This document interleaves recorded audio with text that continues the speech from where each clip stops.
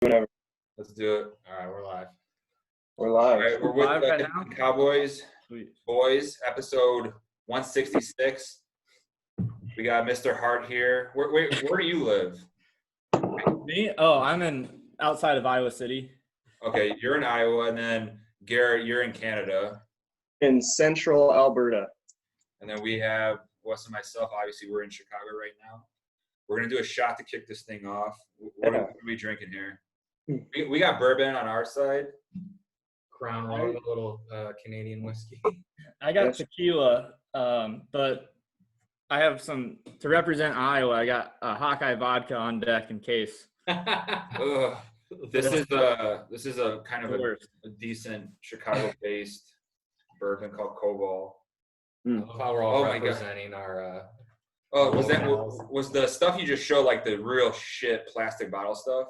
Oh yeah. Oh, Yeah, you bet it was. that's like we had the Wolf Schmidt in college and the Burnett's, was that? Burnett's and Burnett's. Kharkov and all that stuff. Oh, It's worse than Burnett's. That's for Oh, sure. Worse. Oh, it's definitely worse than Burnett's. It's like a it's gonna be a punishment shock. drink here. I'm gonna take a big gulp of this, but All right. Cheers, fellas. Cheers, All right, boys. a little cup shot glass here. oh, fuck, it's a shot. Oh, jeez, that's gonna And the Busch Light Chaser. The Busch Light Chaser. Michelob Ultra Chaser, like a fucking. Control. Watching those calories. The liquor Right, shake. Dirty So- hungover. If our listeners don't know about you guys, how would you best describe? So, you guys are hilarious, by the way. Your Twitter, your Instagram, whatever you guys post, hilarious stuff. Obviously, you guys are really into the traditional country, Texas country as well, and all that stuff. You guys do a good job of busting the balls of a lot of the bad mainstream stuff. That's always fun. Yeah, so I assume you guys are just like buddies, and we're like, we should just start similar to how we started, kind of just like we want to just kind of give our opinion and see if it works. And Yeah.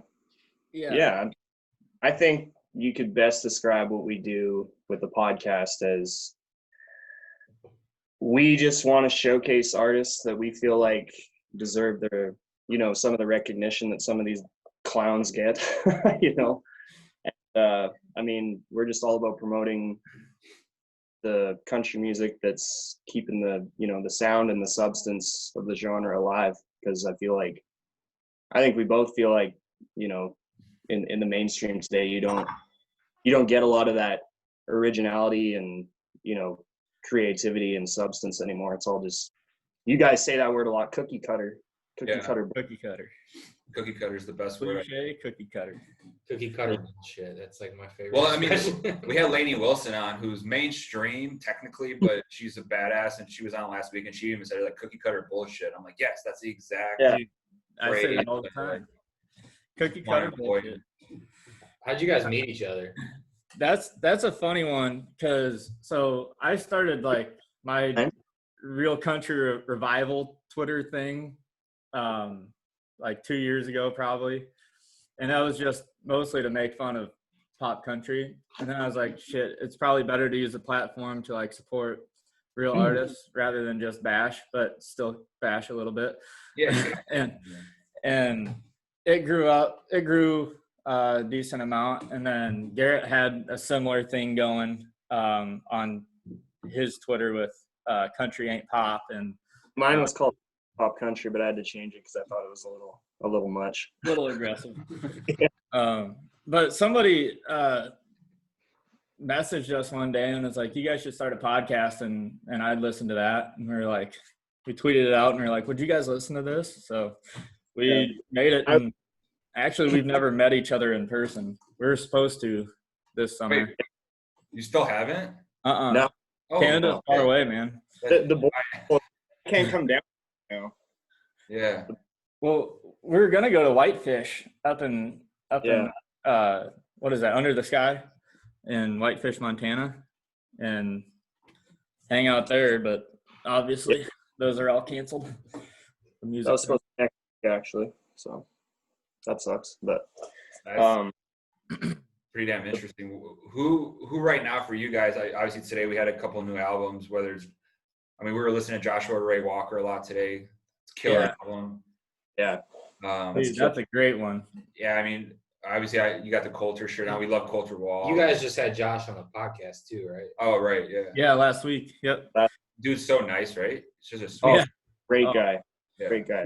That was one of those episodes where like you sit around and talk like for a half hour after the fact, like because he's just fun to talk to. And you to plug in questions constantly. You can just sit and bullshit with him. He's such a cool guy. Yeah. Not that any of our guests have been tough to talk, but some conversations are you gotta have a little more encouragement than others.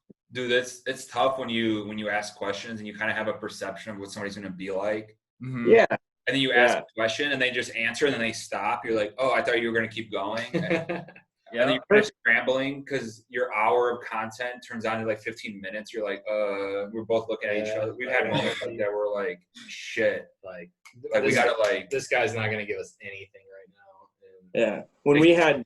It's awkward. When we had Duddy from Midland on, like, I don't know if he knew much about the I don't know if his people told him podcast before it started, and I think he kind of had his like guard up and was like in interview mode. And so one time I asked him about, like, we were kind of talking about just like traditional country music and stuff, and I forget how it went, but I asked him something about like, oh, how cool was it, to you've opened up for like Dwight Yoakam and Willie, and they jumped on the like the reboot album with Brooks and Dunn, and I was like, he's saying all this stuff, so I was like, that's got to be pretty cool, eh? Pretty crazy experience. He's just like, yep. Yep, it was. I thought he'd like a bit about it. He was like, yep. We've hung out with Cam a few times, and like he's always like a pretty cool, like lively dude. And, but when some artists get in that mode where they're just you want to like, hey, like be normal, guys. We're just shooting the shit, man. Like you don't gotta. Dude, the teams don't even know what a podcast. Like the major labels still are confused with what a podcast is. Like, so what is it? What are the questions? I'm like, we're just talking, man. Yeah, it's just a conversation. And then they get so excited when they actually come, if they come to the office or if we've done them on Zoom, they're like, man, this is nice, because they're so used to the same bullshit. Right. Well, we had John Party here. He came in, he was like cold as ice, like cold as ice. And then as soon as he sat down and we started shooting the shit and cursing, he's like, oh, wait a minute, this is fun. Yeah. He just started shooting the shit with us. And then he like, because he thought we were just gonna do a same old like fucking, And then, what did you mean by this lyric and this song here? Are you excited about your new album? Yeah, no shit. Yes. Like, yeah. That's my favorite one. Are you excited about the new album? Of course I am. Like, no, I actually don't. I don't like it. I'm not excited about this. Like, I'd rather release it. My record label's holding me hostage. Yeah. Well, that might be the case. That's all the cases. I mean, we can. You want to? Should we the Chase Rice and Jansen the concert thing? Because let's get into Garrett and like. So the big news a couple of weeks ago was the whole. You had Jansen and Idaho doing the whole festival, but I had a bunch of artists. Yeah, there's a bunch. Jack Ingram headlined, I think, and a few others. And then you had Chase Rice over in Tennessee, outside of Nashville. I know you definitely don't like Chase Rice's music, but the concept of the concert moving forward. Granger Smith then did a good one last weekend. Yeah. Where he had them all spread out in a baseball field. Yep. Yeah. Obviously, I mentioned yesterday, I'm like that. Okay, cool. If that's becomes a new normal, like obviously, anybody who likes going to concerts, to me, that doesn't look like the type of thing a lot of people are going to want to go do. Like it just doesn't seem like a concert. Right. To me, if you're that far away, you got to sit in your little like cubicle and do your thing, and it's just. What was your guys' whole take on the whole thing with like? I mean, because Chase got it bad on Twitter. Oh yeah, they roasted that guy. Almost to the point where like, regardless if you like his music or not, you're kind of like shit. Like he wasn't the only guy that did that. Like a lot of like there was. Yeah, no, I'm totally with you on kind of like shit. That guy got it bad, but at the same time, I don't like Chase Rice or really anything that he does musically. But you didn't watch the Survivor season? No, I haven't. I'm kidding. Did I just fall into a trap?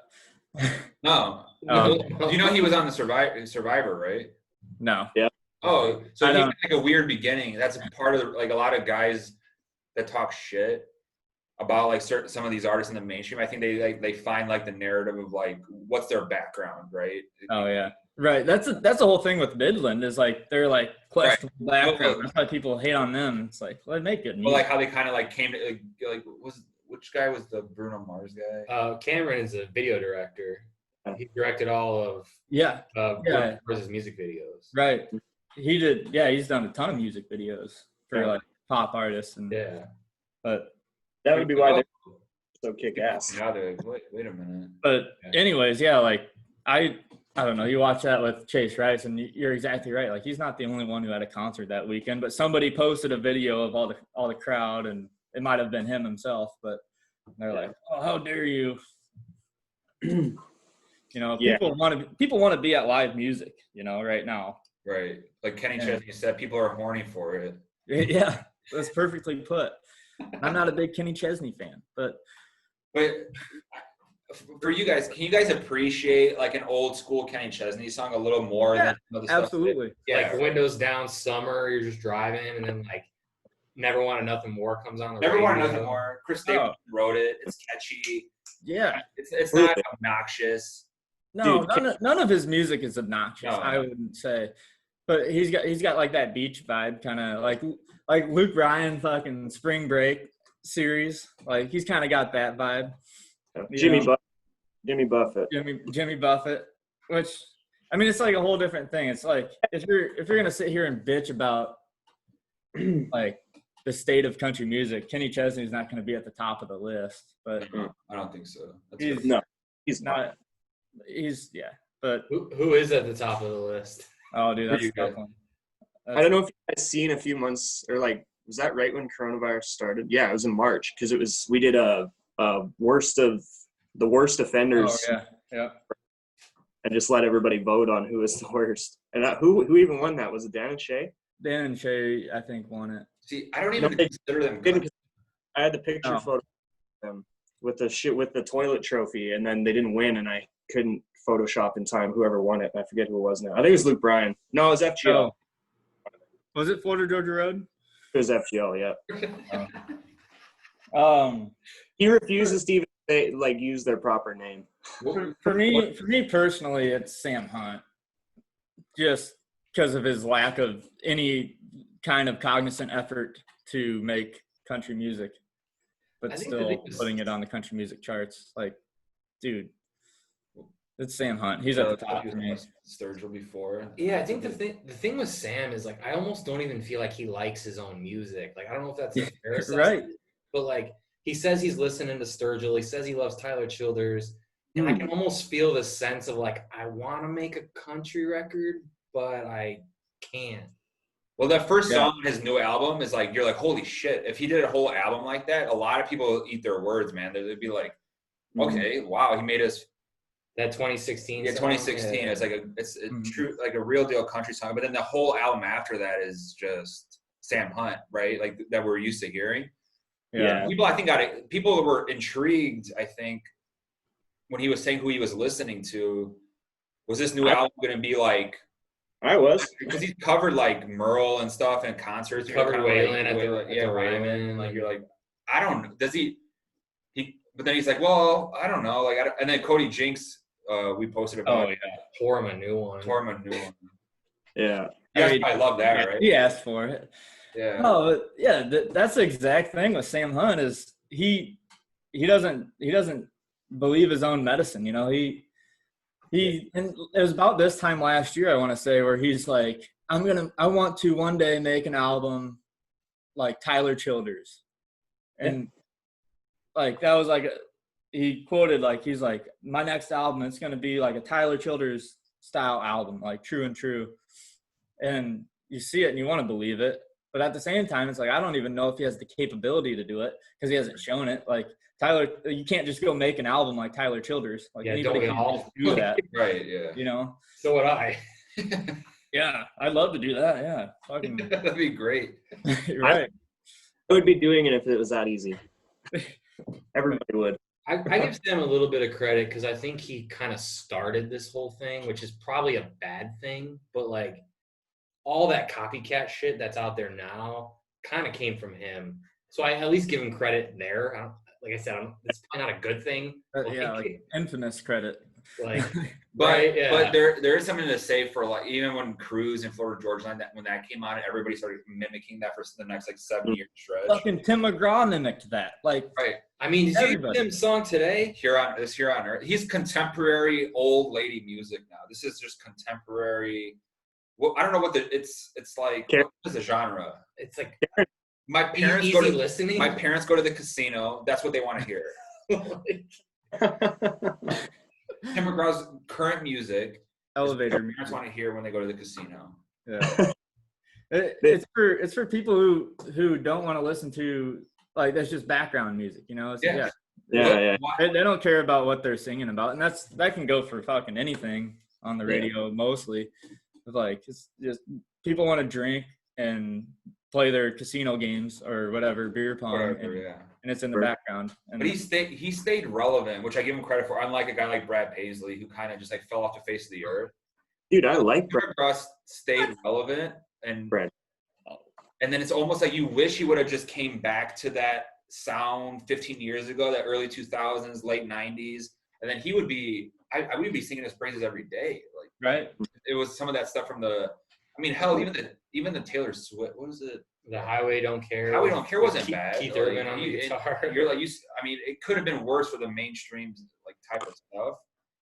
And then it took this progressively more I'm bad old people music. But then he kind of came back with like, what was that album called? Like Damn Country Music or something. And now he's back to like, he's like a roller coaster, and you never know what to do with him. Yeah. Did you guys listen to these guys growing up? Like the Tim McGraws, the Brooks and Dunns, and that was kind of how we grew up on country. Alan Jackson and I mean, my mom loves Alan Jackson, and like that's what was playing every morning when you walked into the kitchen before school on the radio, right? Like you're listening to 90s country, like George Strait, Alan Jackson, you name it. My dad's a huge Robert Earl Keen fan, so I've had my fair share of that growing up. And I think the first artist that I could say was I called you ever think about the first artist that you found and loved that wasn't shown to you by your parents? That's a good question.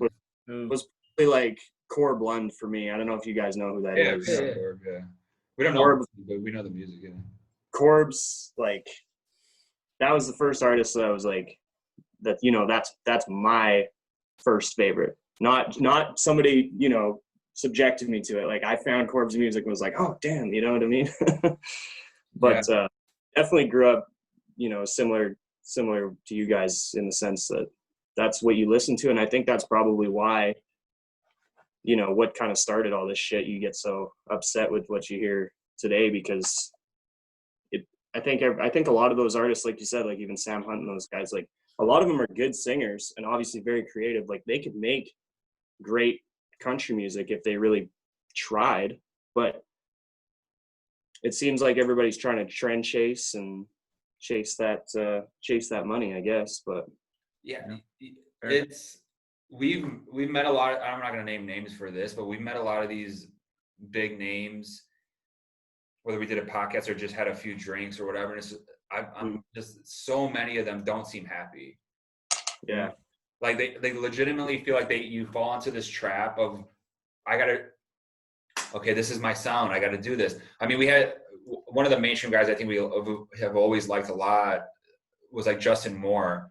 When he sticks to the country stuff, he can be really good. And then he had this horrible phase of like a pop. It was just like, and he admitted it on the podcast a couple weeks ago. He's like, basically like, I got like, he didn't get hoodwinked into doing it, but he basically was like, I took it. He's like, I don't know. I didn't like it. I did it. And I was like, not regretted it, but he was like, didn't clearly like not him. The guy is so like Southern with his accent. He loves Charlie Daniels and these guys. And it's just, and he's singing these like pop, like drum loop songs. Randy Houser was another guy. Yeah. I think is a mainstream guy that's really good. Yeah. He had the same shit. An album that was all. Yeah. He got a number one, and then he steered in the bro country route. And then Magnolia came out, which I thought was a great record. Great record.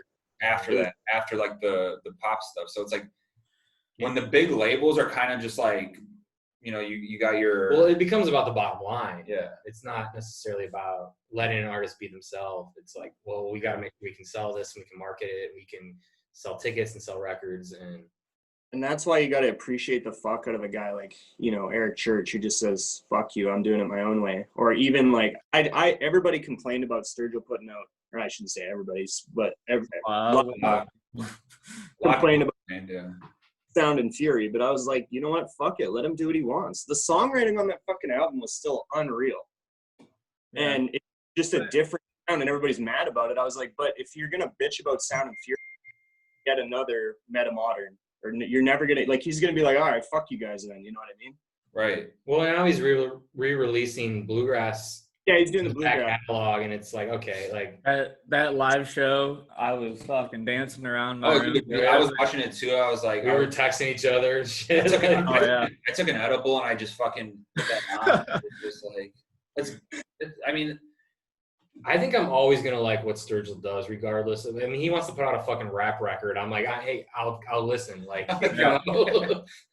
there's certain they earn your respect in that way with their, I don't know, their craft. I think approaching it the right way. For me, they're honest with it. They're honest with it. They're not trying to sell it to something else. You know what I mean? Like a lot of these pop country guys, it'd be like, all right, fine, but don't call yourself country, and don't, like, you know, don't try to.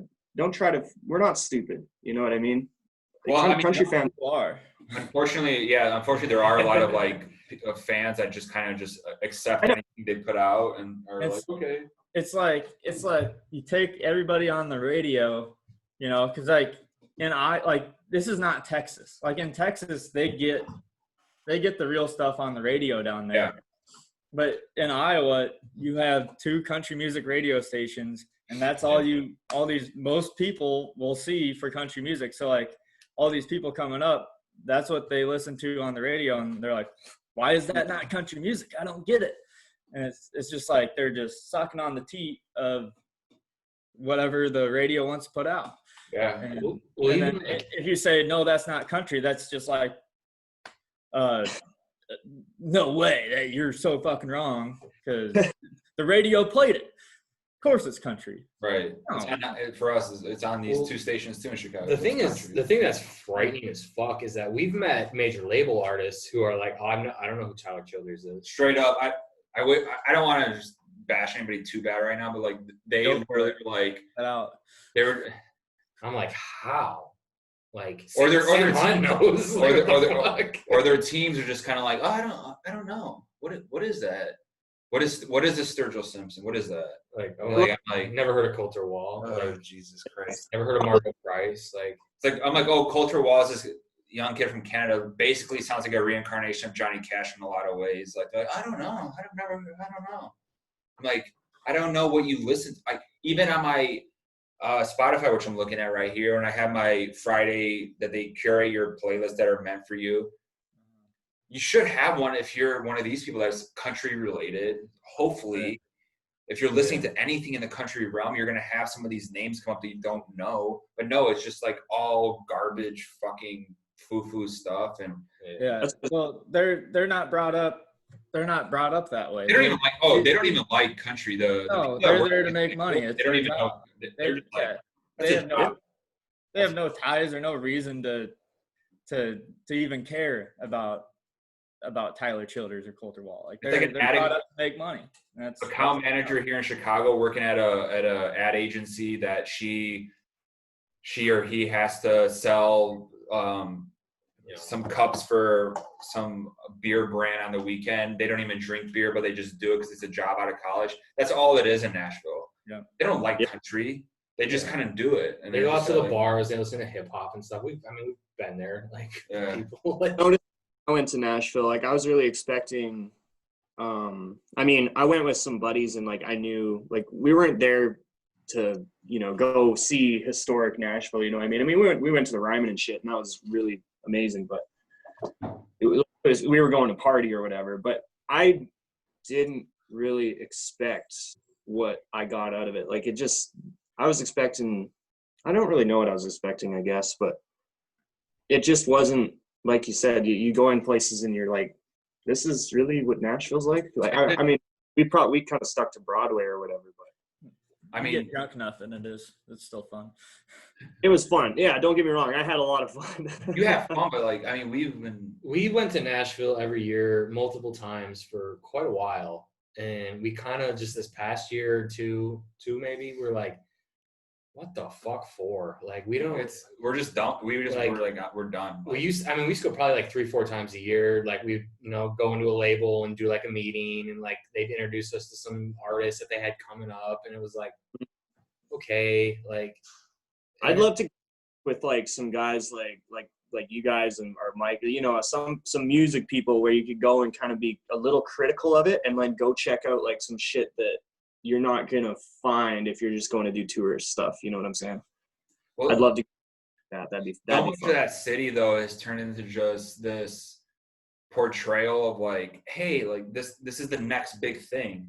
Yeah. And we all know, like, whether you're a finance guy or you're a country music guy or whatever, the chances of that being successful is almost zero. Yeah. So like all these people they push on you, most of them suck. Yeah. Most of them aren't good, and then they just push it and push it and push it and push it, and then 4 years go by and you never hear that name again. Right. Yeah. And it's the next name. And it's like it's just the next name, and then the next name. 300 press releases. And then all of a sudden you get a Luke Combs, and then that other label goes, "Oh, we need a big guy with a beard that can sing." Yeah. And then they go get a big guy with a beard that can sing. Like, yeah. So that's Nashville though, and then we just like saw that so much dog shit. Honestly, like and then we finally had our breaking point. I think with a lot of the music was just we're just done with Nashville. Like it just became this thing where like we enjoy more now posting our opinions in a way that we can just be like, fuck the PR teams. Like it's just going to be much more enjoyable to,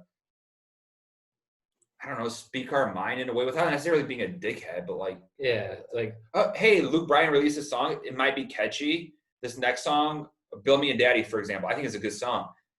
But then it's far better than the title would make. Right. Yeah. So then my wife has a hard time with she's always like, build me a daddy. She's like, it sounds creepy. And I'm like, just listen to it. Like, right. But he's a great example of a guy who's got a family. He's got kids. He can do a song like that. But then he goes one margarita, two margarita, like three. Oh my God. That song drives me up the fucking wall. And I swear every time, I don't listen to the local radio stations. Every time I turn that thing on, it's one margarita. Shut the fuck up, dude. Like, I'm bad because I don't, I don't listen to any of that shit. Like I should listen to some of it, some material to fucking make fun of or something. But I don't even like, and even anything in the mainstream. I don't know. I kind of kick myself for it because it's like I should listen to more stuff in the mainstream because there is great artists like Kip Moore, Eric Church, Luke Combs. I mean, the guys we like. Honestly, those are like the mainstream guys that we enjoy. I would, even like Party and Ashley McBryde, Miranda. Totally, yeah. So I'm gonna throw something out here. I'm gonna throw out a feeler to you guys. All right, let's hear it. I feel like this might just be me. I feel like we've spent a lot of time agreeing on stuff, and there's definitely some things that we probably don't agree on. Yeah. So I'm gonna ask you, what is your line like? What do you take in consideration when you hear some mainstream artist or some artist gets thrown your way and you listen to it? What makes you decide this is good, this is pure country music, or this is dog shit? And there's a lot of gray area. I think the first thing, like if I hear the snap track right off the bat, I'm automatically like, disconnected. Yeah. Like I just don't even want to keep there are even some artists that use them that are probably did even Party have something on one of his? Yeah. Party intro to a song with it, and then it switched, but I'm kind of that immediately kind of turns me off. Yeah. I don't know. I kind of I always describe it as that Supreme Court porn thing. It when you see it, you know it when you hear it. No, totally. That's it. Yeah. I mean, I'm 100%. I'll admit that there's a there's this a bandwidth that I do have, depending on the situation, where I can not even appreciate, but I can just tolerate a catchy bad song if I just think it's just like, okay, this is kind of catchy. So maybe Right. I mean, going back, I mean, like Chicken Fried or one of these style of songs that are just like whatever. I can go, okay, I like this. This doesn't piss me off. It's not that bad. Chicken fried is not. Okay, it's not bad, but people now look back and because of what Zach Brown did, like Right. that's the best song like ever for them. Oh, they're an easy target right now. What's your? Yeah, I mean, that's the Well, one there's an guy that example I've of a just been guy. so fucking pissed off at lately. Like, Yeah. and then I mean, he put out the new single, which is like better, but like The arrogance though of him just like is the kinda like- attitude that he's kind of had about it. It's not even the music; it's the attitude and the like swagger that he's kind of brought to. Like, we don't give a fuck who you are, dude. Like, you put out good music or you don't. Like, and then you're rapping about Gucci and shit, and then calling out Luke Bryan a couple years ago. Like, Yeah. That get your ducks in a row, man. I mean, he makes that Luke Bryan song look like pretty damn fucking Look good like compared to George this. Jones, for God's sakes. Like, I mean, the shit that Zach Brown has put out, I just that when somebody's chasing money or like this higher level of whatever that he thinks he's not Kygo. Fucking, I mean, he's on a song with Kygo, which pissed me off. Kygo's my favorite EDM guy. I love Kygo's great. I don't get EDM. That's not my. But Kygo's one EDM guy who's super mellow. You can literally meditate or sleep to it. Like it's mellow enough to be very classical pianist. he plays piano really well. So he's not Skrillex or one of these guys. Right. But then the song came on. I was like, what the fuck? This sounds like Zach Brown. I pull it up as Zach Brown. I'm like, God damn it. This was earlier today. I'm like, because it's almost like he lends his voice to these EDM songs. And I'm like, it kind of works. I'm like, then just go do that. Just go. That was today. Just go Get do out it. of the country scene. And Just go do it. Yeah, I gotta ask. Everybody's gotta answer this. What's your guilty pleasure, like poppy shit song that you love? like country, like pop country. Yeah. A pop country or a bro country song that like it's shitty, or like it's questionable, but you kind of. Man, I almost want to look at. I do.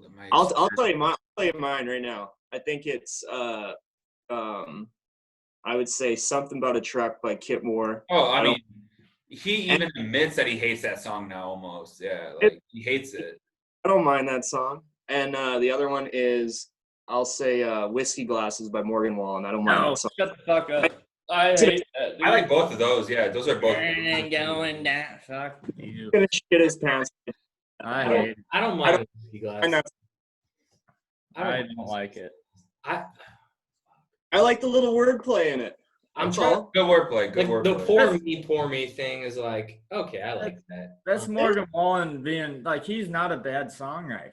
But No. when you talk about hearing the snap tracks, like he's got that pop beat, that pop feel to exactly. a lot of his songs, more than half. Yeah. And that's why I mean, obviously, like he knows what's up. Like I almost if he knew to cover me up, like he knows Jason Isbell, he knows good shit. Like, but he just still throws in. He's just got that pop undertone to almost everything he does. But he's a good songwriter. Yeah. I almost feel like I like him more than his music at times, where it's like I like the fact that he got arrested getting fucked up at Kid Rock's bar. Like I like Yeah. Oh, but he did try to hide it, which I appreciate. And then he tweets out a picture like, what do you say, like out of jail or something? Fresh out with Kid Rock. Like I'm kind of like, because we know the labels well enough to know that they're hate that shitting their pants over that. Yeah, and that's why I'm like, we did it. I like that he does that, but like musically, I probably don't listen to Morgan that often. But the point that like we've done tell you how the labels are. We'll come back to this guilty pleasure thing. Oh yeah. You have to answer. Yeah, I definitely want to answer it. I'm trying to think. I mean, you nailed a couple. Like I'm trying to get like more can't hang current. Well, I'm trying to think of something like one of my go-tos that I would listen to for years. I'm like, but is that guilty pleasure? I'm trying to think of the artist though. Yeah, because you mentioned like a couple of guys that are doing it now pretty well. I'll still get into some Aldine here and there. Oh yeah, some of the Aldine stuff. Well, Some of that okay. stuff from dude. 5 years ago from Aldine can be. I mean, I haven't Some of really his stuff's gotten not out too bad. much recently, but like Flyover States, that's him. Yeah. that My Kind of Party record, I really My like. Kind of Party, there's one. My Kind of Okay. Song, too, that Brantley Gilbert wrote with Colt Ford. And fucking, God. when we were in college, we would listen to that and just black out immediately. That was like a blackout song. Right? I mean, I'll really piss you off right now. Like, we listened to Dirt Road Anthem back then, too. We were in college. Yeah, dude. Yeah. Okay. That was like one of the first big songs where like he's like blatantly trying to rap. But it was because nobody else had done it really like that. So we were kind of just like, Like, all right. oh, this is like a slow song. We were just too stupid to know what was going on. Yeah. I was still in high school when that came out, and I remember one of the cool kids was like laid down the bars from it, and I was like, yeah, that sounded pretty good. Dope. It's exactly. I don't think there's anything more of a guilty pleasure than Dirt Road Anthem, honestly. Yeah. Like you really want to put yourself into a corner. If Or you like- say that song, like if it comes on, okay. I could. There's other songs that'll piss me off more. Back in Believe it or not. the day, Achy Breaky Heart, like that's an ultimate guilty pleasure song. Yeah, it can break your heart for a 90s song. But today, that song came out. It's a number one. Like that. Oh, yeah. 5 days on the charts is number one. I was thinking about that yesterday. I was golfing all day in the farmers golf tournament here in town. I'm very hungover today, by the way. But somebody, I could hear that coming from somebody's golf cart. They were listening to "Achy Break Your Heart." I was like, "Come on, guys, really? Is this necessary?"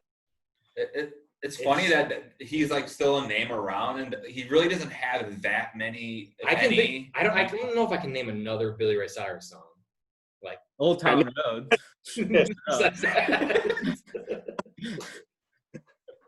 Okay, right? Like, answer. Mike's got to answer. What's your guilty pleasure song? They kind of answered. You got to pick one. I'll I'll think do of the long neck ice cold beer. Luke Combs. Luke Combs. Yeah. Oh yeah. It's so cookie cutter. It's cliche as fuck, but It's cliche. That's a good. it's a good song. You know, it sounds good. No, But if Brooks and Dunn sang that in 1999, nobody would have gave a fuck. You know what I mean? It would have been beautiful. you're probably right. Yeah. Where do you guys land on like that neo-traditional like mainstream group with the Lukes and the Parties and the Ashley McBrides and Ooh, I got this. Let me throw. I know Mike has like a whole spiel about this, but let me just throw. I will even say this just to kind of like jazz you up a little bit, but like we've seen Kane Brown kind of do some of that shit too with the like that last one. And He Kane Brown has the capability. Yeah. Kane Brown blocked us on Twitter, so we're not friendly. But like Respect. but he's even shown like flashes of that too with that neo-traditional 90s sound. Like where do you guys kind of land on that? All right, Mike's gonna go off here. I just want to throw out what I think about it. I'm gonna really quickly just say that I think like the Midlands, Parties, McBride's, Church, you know, all them ones that you're talking about are doing like no matter what you think about what Midlands' background is or whatever their whole shtick with the nudie suits and all that stuff. No, I don't care if you think it's corny, whatever it is. You know what? They make good music, and no, it's not fucking Tyler Childers, but it doesn't matter. If somebody's gonna listen to Midland and then go down the rabbit hole and find Sturgill or find some other shit like that, Right. Mike they're doing the country music world a fucking favor, and I love them for it. I love all of those artists that we just kind of listed there. But Mike, you have a you have. Oh. Also, don't mind my roommate coming home in the background. He's home. So you mentioned the 90s country thing, and there's such an effort to kind of bring that back right now. Site one, I'll take Walker Hayes with his 90s country's Mad Lib that he played. And I can't stand it. I can't stand anything he does. But kind of my whole feel on the neo-traditional country that you're talking about would be, okay, so the two big, like, okay, these guys are country music, like today that people like to say on the mainstream is Luke Combs and Morgan Wallen, right? Those two are like through the roof. People are like, this is the future. And I get to the point of what Garrett's saying is like, yeah, I'd rather somebody listen to Morgan Wallen than Sam Hunt, right? Lesser of two evils by far. But as I mentioned earlier, Morgan Wallen's like a really good songwriter, okay? But he's got pop undertones through everything he does, okay? I don't know if I necessarily put Morgan in that neo-traditional group personally. I know people do, but I don't think I do. People praise him as like the next big thing, like the next. I think he will be like the next big could be, thing, but I don't know if that's necessarily. I don't think he's necessarily John Party. Yeah, exactly. No, he's not. No, but people are like, oh, he's got a mullet. He wears cutoffs. Girls think he's good looking. That's the crowd he pulls to. Right, yeah. Like they're like, he's the next big thing, and he is such a good songwriter. Like he's got shit to say, you know. And then on the flip side, he's got the pop. You know, on the flip side, you have Luke Combs, who is harder to poke at because he definitely has the true sound, right? Like he sounds country. Like there's nothing with his sound. There's nothing to be like, well, that's pop country. No way, right? No way. But the substance is not there. And when I look at country music, you got two things. You got some sort of country sounding sound, right? And that's harder to put a finger on, but like you don't have the snap tracks, you don't have like you can hear the instruments in the song, right? And he's got that as a true feel, and there's a broad spectrum. Like I don't want to put people into a box of like what this is supposed to sound like, because you have the Paul Coffins, like super funk experimenting around, and then you have like the Jesse Daniel Bakersfield sound, the Mike and the Moon Pies, Texas swing honk. Yeah. There's so much in that box. Like I don't want to like feel like I'm doing that.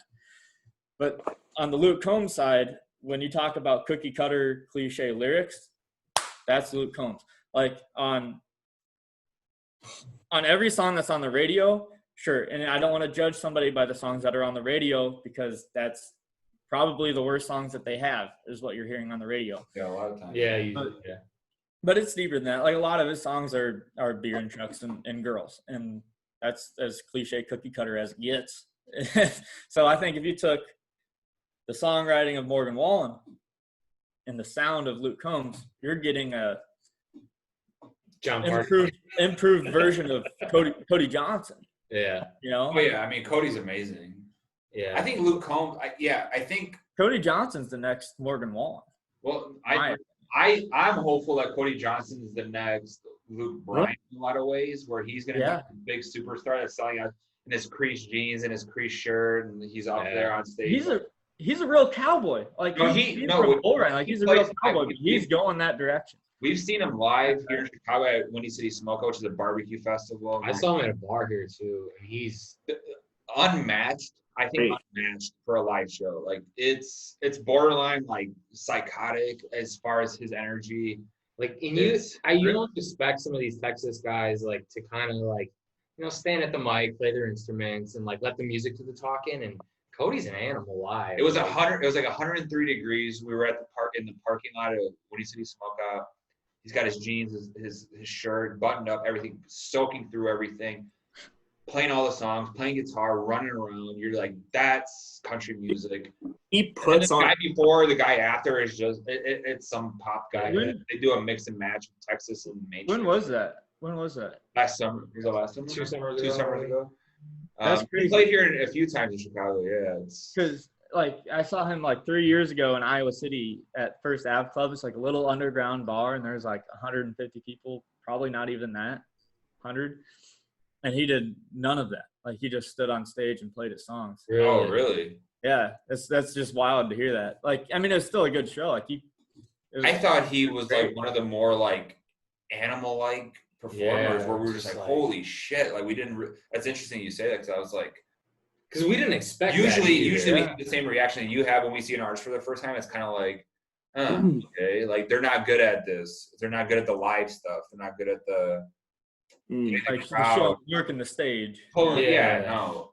I mean, I think the best we've ever seen is Eric Church by a he go, man. That's almost like a euphoric thing, and it's hard to describe when you see a guy like that, mainstream or not. I'm trying to. It's pretty intense. Yeah. When somebody that knows what they're doing at entertain, and it's not fake. It's not like the Garth Brooks like genuine fun. Joe Wetzel fun, you know. Yeah. I mean, yeah, the Cole Wetzel stuff is just insane. Like he'll sell out 20,000 tickets in Texas. That a guy on mainstream radio right now has a #1 song can't barely sell 300 tickets on the radio or on At a bar. Yeah. You know And what I by mean? the I wanted to mention something about Cole because you guys just had him on or whatever, and he said that he was going to put out a real country record when he was 30 or whatever. Have you guys listened to his? I gotta look up real quick the name of the album, but it's when he was like his band was Cole Wetzel and the Convicts. Yeah, the very first record. That's country as fuck. Yeah. Well, he's like, I don't feel like I've really put out a true Like that one. country record that I can like in my mind. He's told us this yesterday. I don't think I've put out a true country record that I'm capable of. And he even said he's like, they put me in country music just because like these are who I tour with and these are like the buddies I have. Like these buddies with Parker and like and like, you know, Shane Smith and Reed and like all these Texas guys and stuff. But like Reed lives in Oklahoma City now, by the way. oh really? But Yeah, we're supposed to have him on here sometime soon, but it hasn't worked out yet. But I don't know. I just thought like that's what it's called, Out on Parole. 2014. Yeah, like his It's a heck of a lot more country than like Harold Saul High or, you know, any of the new stuff he's put out. But I think when he's talking about going country, he even said, he's like, I'm talking steel guitars, fiddles, like we're doing it like real country. Turnpike Troubadour style. Yeah. And I was like, fuck yeah, dude. Like that'd be cool. And I grew up a little bit like playing music with some of that like Blink-182 stuff. I love Blink-182. Green Day, like those were some of the bands that I listened to a lot. And actually those were probably the artists that made me pick up a guitar. So like Cole's he even admitted, he's like, that's what I'm doing right now. He's like, when I turn 30, he's got punk rock written all over his last 2 songs. Punk rock, man. I'm gonna rock fun. it too. Or it's just that he admits it and he's not going to try to sit there and, you know, force something down your throat. He's just going to say like, no, it's not country, but it's Cole Wetzel. Yeah, I mean, I don't know if you guys mentioned when I was pissing just now, but he's obviously not country. Like he even admits that. Yeah, right. He said it. Yeah. But I'd take Cole Wetzel's new song. It's fucking like 2005 punk rock. Like he's like, I'm trying to figure out what to name the album. Pop Country Trash. And he's just saying all these funny. Funny. I think he's serious. He's gonna really name it something like that, like Pop Country Trash or whatever. And it's just like, but he even posted a video of him in high school, I think, covering Garth Brooks at some talent show when he was like 16. I'm like, the dude loves country music, whether it was whoever it was back in the day. Like he can obviously do it. He's a great writer, I think. Yeah. And you talk about a live show that'll just fucking like. We tried to hang with that guy a little bit. At that point, I'm already married. I was like 31, 30, like he's turning 28 now. Yeah. Even Musk and I and Blowing were like, we love that guy, but you can't hang with that guy. Like he's a sweetheart. He's so soft spoken and shy. He starts drinking to get ready for a show. It's just like back the fuck up, and just like let the big dog go to work. Like that's awesome.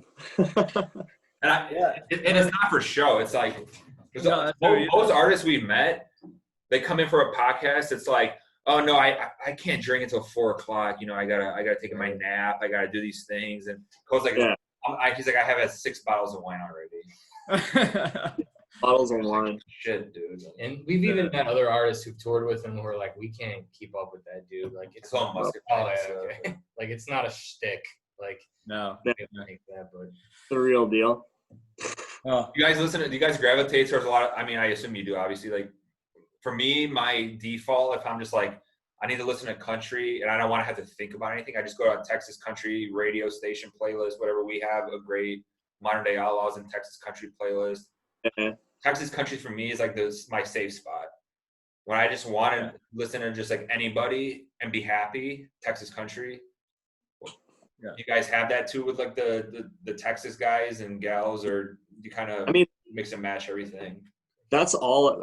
Like I said earlier, all I listen to is, and I find myself sometimes, like I said, I should listen to some more mainstream stuff because I'm sure I would find some new things that I would enjoy that other people like. Because then I go to places and I feel like and act like a snob when people are playing shit. And I'm like, turn that shit off, man. That sucks.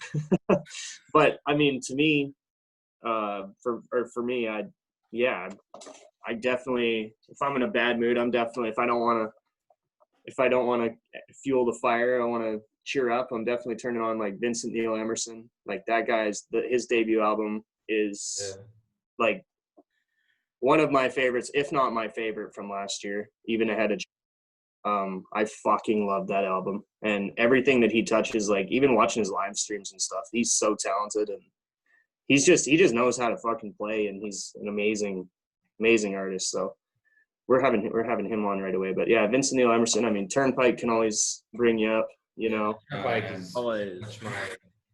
Turnpike. That Smokeout Festival, they played there. So that's how the lineup would be. You would have like Dierks Bentley headlining. Oh god. And then Turnpike like also being there too. So it was like a great mix of like really good traditional or mainstream guys that are like Whiskey respected. Myers played there. Whiskey Myers will be the Whiskey Myers to us is like one of our favorites. I don't know if you guys. I love Whiskey Myers. They've gotten a lot more like Southern rock style in their last album, but they even put songs out. Who gives a fuck? You know, they're good. Yeah, we love them.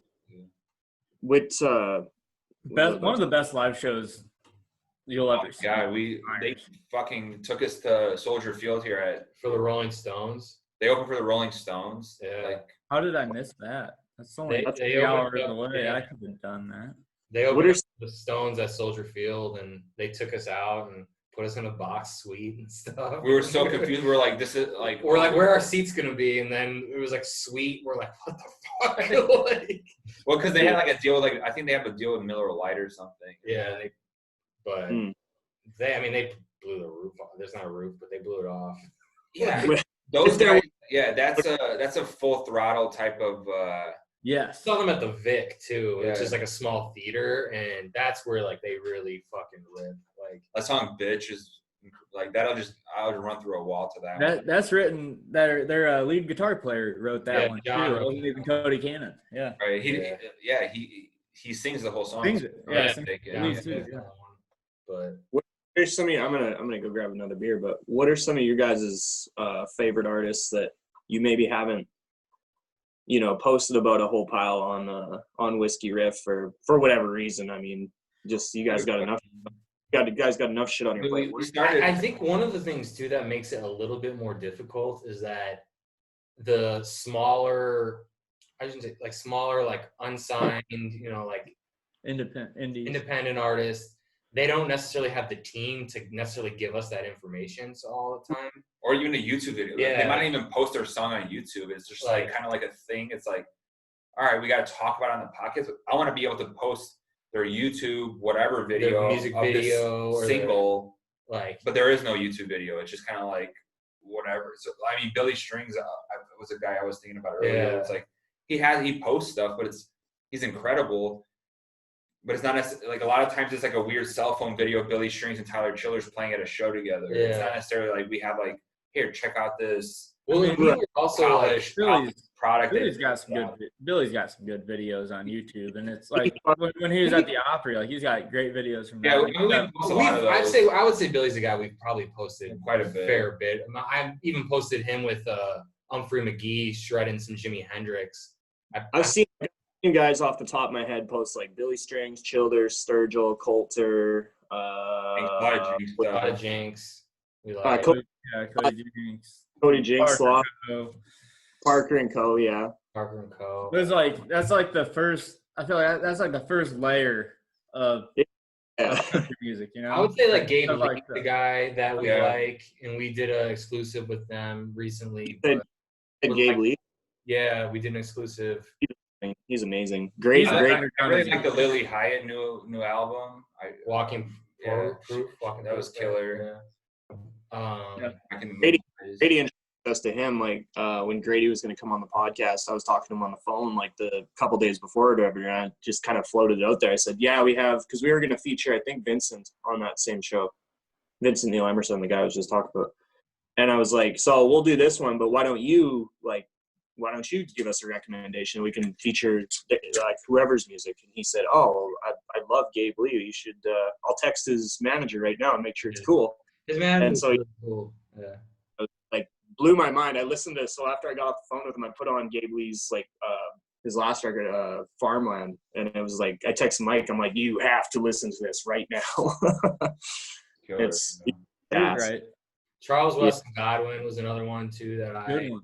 Yeah. I even said on a podcast how I didn't feel, because we were talking about Zach Bryan at the time on this podcast. We love that guy. Yeah, I don't know what you guys think about Zach Bryan. I'd like to hear that actually. I wrote that down. I like Zach. I like Zach Bryan. But there's a whole story with me and Mike is the biggest Zach Bryan fan on the face of the earth. Really? That's not true.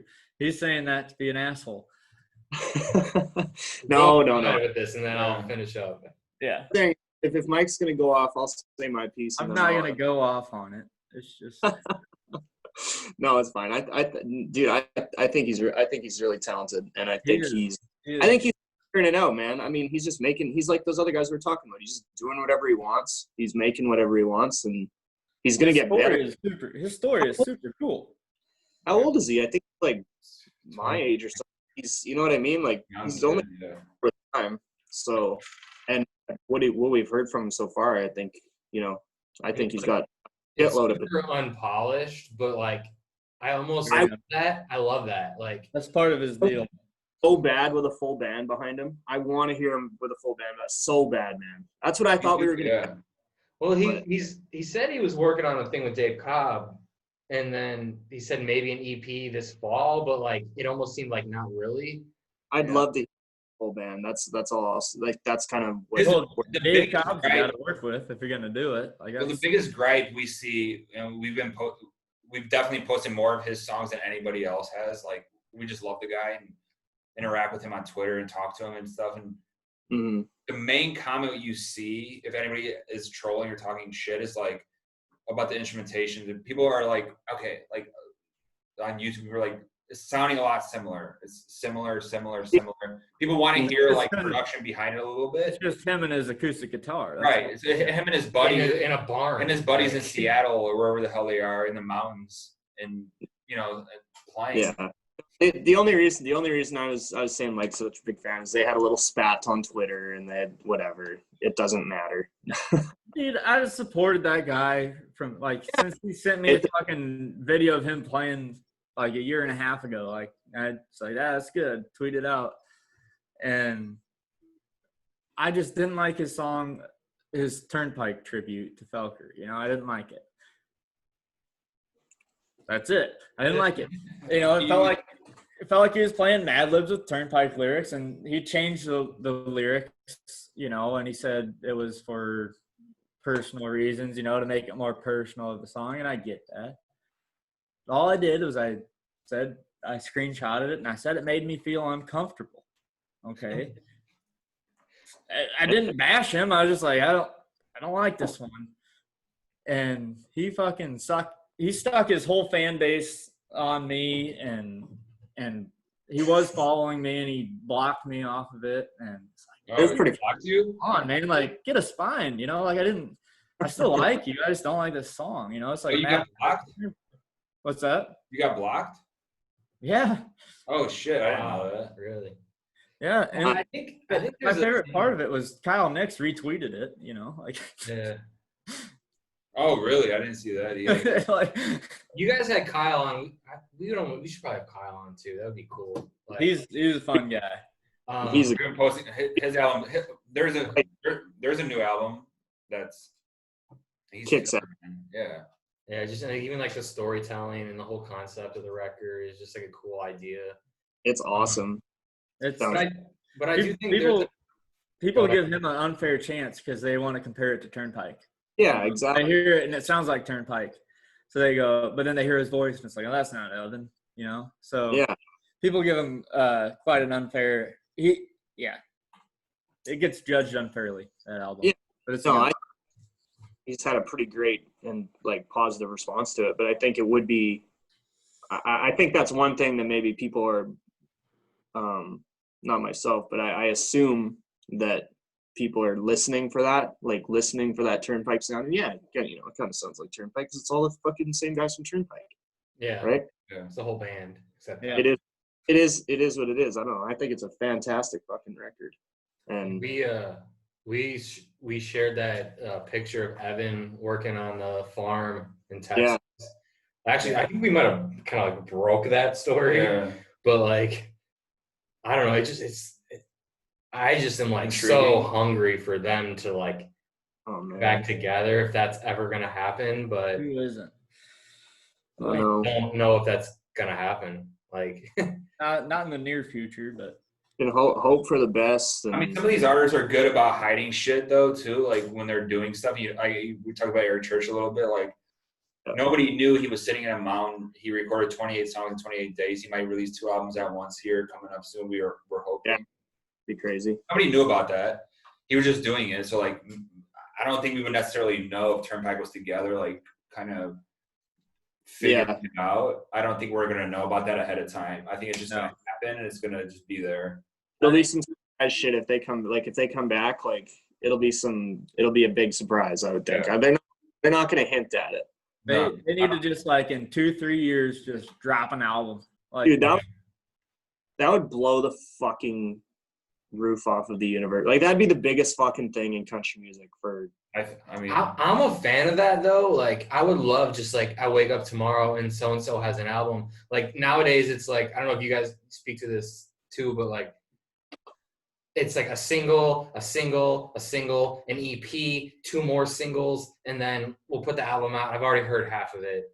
I know. I hate when the album's coming up and they release like 5 singles. It's like I've heard either half or over half of the fucking record already. Like I would love to just wake up one morning. Super exciting to get an album and not know, not know what's coming. Maybe single up, and then you fall in love with all that.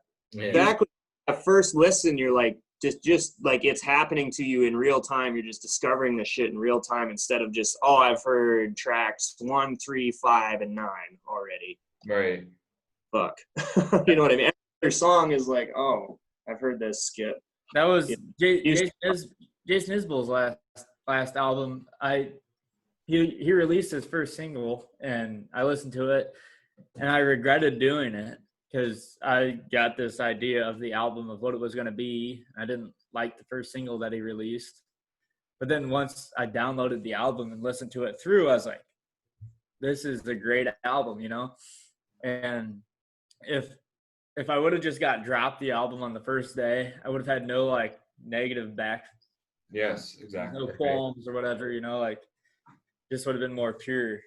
I don't know. Well, it also throws you off. We talked about Sam Hunt earlier. If you heard 2016, his first song on that current album, right? Holy shit, this is going to be incredible. If that was the only single they released, and then they dropped the rest of the album on you, you'd be like, wait, what the fuck? Right. So, I mean, it works both ways. Yeah, it can totally work both ways, and it's just true. With the mainstream. Mike, who are some of your go-tos? So if I go through like you said, the daily Spotify playlist that it makes for you, it pretty much ties me into, as Garrett said, Vincent Neil Emerson is on there a lot. Emily Scott Robinson is a huge go-to for me. You have to be in a mood for it because she's such a the way she delivers her songwriting and her lyrics is something, but a lot of it's pretty sad. So, but she's up there. What was it? I totally missed the question. My go-to. Like go-to. What you're listening to. What are you listening to? Like who do you? Dude, right now, Sam Morrow, he's on there a lot. I mean, you have the obvious ones, the Coulters, the Childers, the Sturgills, but you know, the Mike and the Moon Pies. Right now, I think they're the next big thing, right? Yeah. In my opinion, they are. I love the best band out there right now. They've even done really cool stuff. Like they recorded that last record in England, right? With like London, and their orchestra. Yeah, London Orchestra Sympathy. Like that's so fucking cool. Oh, I love that. Well, so good. Then they did the whole Lost Songs of Gary Stewart. Yeah, that one too. Yeah, like dude. I love anybody that pumps out music too. Yeah, they Like, just keep it going, like crank it out. You like, but I feel like a lot of major label artists are like, oh, I'm gonna put out a record and I'll wait 3 years and put out another one. I'll wait 2 There's years. a good Luke Combs example where he's like, fuck it, unreleased song, I'm gonna play it. Unreleased song, I'm gonna play it again. Here's a new song. Here's a new song. Here's a new song. A lot of artists are just, the teams don't even let them be on the podcast if they don't have a album coming out. We've literally reached out to artists. a couple of those. Well, they got nothing going on right now. Usually the labels are like that with the women artists, female artists, to be honest. we've We've experienced done a whole podcast. Don't say the name. Don't say the name. But yeah, there's one very recently that well, she doesn't have an album coming out till next year. It's a fucking joke, dude. They don't let them do the same things. That the guy can come on here and just shoot the shit. Hey, we want to have so and so on. They're like, well, she doesn't really have anything going on. It's fine. That's okay. We just want to hang out and talk about her music and talk about her life and let people get to know you. Yeah. The fans want to get to know these artists. Right. And they're just like, no, well, we don't have anything to market right now. I'm like, fuck. Yeah. Yeah. That's Nashville though. That is 100% Nashville. I'll tell you a story about that because we had Emily come on episode 8, I think, and we talked about equal play and like that whole thing when CMT was making the switch, making it 50-50 or whatever. And we did that episode, and we talked about that with her. And then for like the next, like, I forget what it was. It was a lot of episodes that we didn't have another female on. And I was like, we're going to look like fucking morons because we did this episode with Emily and talked about equal play. And then we didn't have a female guest for like 6 or 7 episodes or so, or maybe more. Right. And yeah. Not that we were trying to do that, but I was just like, but every female artist that we reached out to, it was always like, we either got no reply or it was like, oh yeah, she doesn't have anything going on right now. Maybe you can wait if she have something later in the year. Maybe you could wait. I was like, why would you want to wait? Why don't we do it twice? We'll do it now and then we'll do it again when the record comes up. Right. You're preaching the choir, man. You're preaching the choir. So I got in a get back to you a lot of the time with the female artists. It's just like, or they see like, oh, Hippies and Cowboys, and think it's some like fucking bullshit bro, whatever it is, and it's just like we don't. I got into a screaming match through email with a major label, being like, I'm like, you guys do not let your female artists do the same shit. She goes, I cannot believe you would give us this accusation. I'm like, it's not a fucking accusation. I'm telling you right now, it's a fucking fact. Yeah. The fact. And we reach out to female journalists and they're like 100% the same shit. It's true. They don't let them go talk. Like, particular time I emailed about a female artist, and I'm not going to say the name, but they replied back and said, oh, we have this guy who would definitely come on and do it, but she won't. I'm like, well, she will, but not until next year. Yeah, exactly. But then she's got a record out or something. There's a big name female artist that we've been trying to get on a major label, and for the last 3 years, and they keep making excuses. Literally 3 years later. Yeah. Like, we're like, okay, forget it then. Like, if you don't like, we're not trying to force you to do anything. Well, we've also too. We like her music. We want to talk to her. Like, there was also a time too where this was a couple years back, but like we took a picture. It was us and 2 artists, 1 male, 1 female, on the same label. Took a picture, taking a shot. It was the male artist's birthday, and us 4 taking a shot. She posted it to Instagram, and they told her to delete it. The label told her to delete it, and but no one said anything about him. No, he could keep it up. He could keep it up. Like, you want to know about Nashville? That's Nashville. It's also fucked up, and that's exactly where that shit comes from too. Just like we were talking about earlier. Fucking all those bullshit ass fucking people in Nashville who fucking work in this goddamn industry and don't actually listen to country music, don't give one fuck about what maybe the country music fans want to hear fucking a female artist come on the podcast and bullshit. They would rather just they would reply back to you if you were a fucking if Whiskey Riff was exclusively just writing your little album reviews and shit and all this stuff and spitting that out, and you can fucking out ahead. This would be great. Nobody reads this shit. Nobody reads album reviews that way. Like, maybe some, but overall, these phoners, they go, we want to do a phoner. Nobody fucking cares.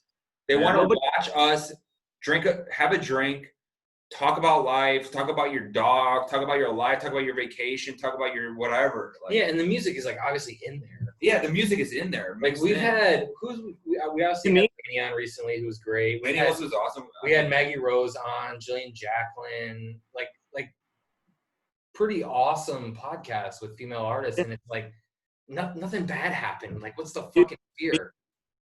And to me, like what these people in the industry don't realize is there's nothing better, and there's nothing that I love more. And really, actually, this kind of went into me like really wanting to start this podcast in the first place.